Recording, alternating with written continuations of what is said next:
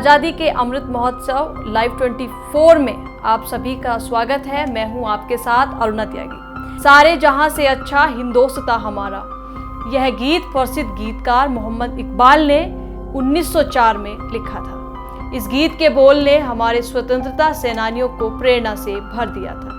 वो प्रेरणा जिसे हम गुलामी की तख्तियों को निकाल फेंकें और लोगों को अधिकार दिला सकें, भाईचारे का बीज बो सके और सारे जहां से अच्छा हिंदोस्तां बना सके। यकीनन आज हम कह सकते हैं सारे जहां से अच्छा हिंदोस्तां हमारा, लेकिन हिंदोस्तां को सारे जहां से अच्छा बनाने में बापू ने जो भूमिका निभाई उसे हम हिंदुस्तानी ताउम्र नहीं भूल पाएंगे। देखिए लाइव 24 की विशेष रिपोर्ट में।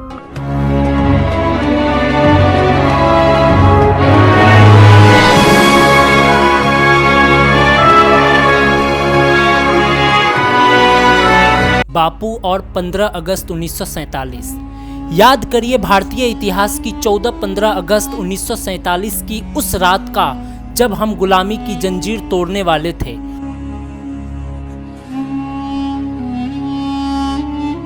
लोगों के आंखों में सपने थे, स्वतंत्रता की स्वाद चखने की लालसा थी, लोगों को तमाम अधिकार मिलना था, तो वहीं विभाजन भरा एक त्रासदी भी था जिससे देश को गुजरना था। और यह विभाजन था धर्म के नाम पर। 14-15 अगस्त को एक नहीं बल्कि 2 राष्ट्र अस्तित्व में आए थे और यह विभाजन इतनी विभीषिका से भरी थी जिसके बारे में सोच आज भी हम भारतीय सिहर उठते हैं। धर्म के नाम पर कत्लेआम हुआ, हिंसा हुई और इससे भी बड़ी बात देश के 2 टुकड़े हुए और निर्माण हुआ भारत और पाकिस्तान का।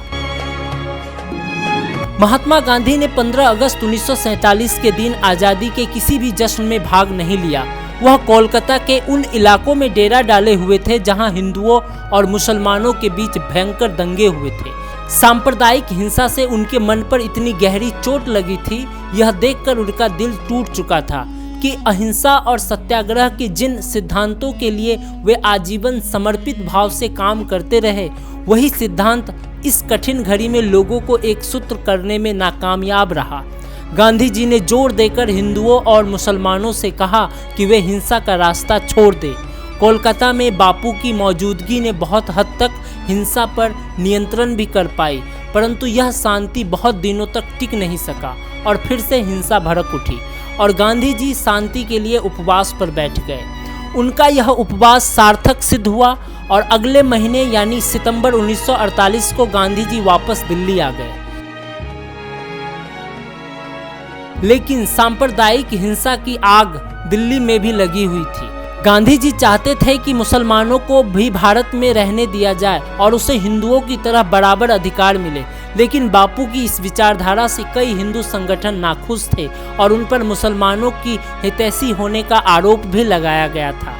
आखिरकार 30 जनवरी 1948 को गांधी जी की इसी विचार से नाखुश होकर हिंदू नेताओं ने गोली मार दी। आज भले ही हम फक्र से स्वतंत्रता दिवस मना रहे हैं, लेकिन देश की एकता और अखंडता के लिए किया गया बापू का यह बलिदान सदैव हम हिंदुस्तानी याद रखेंगे।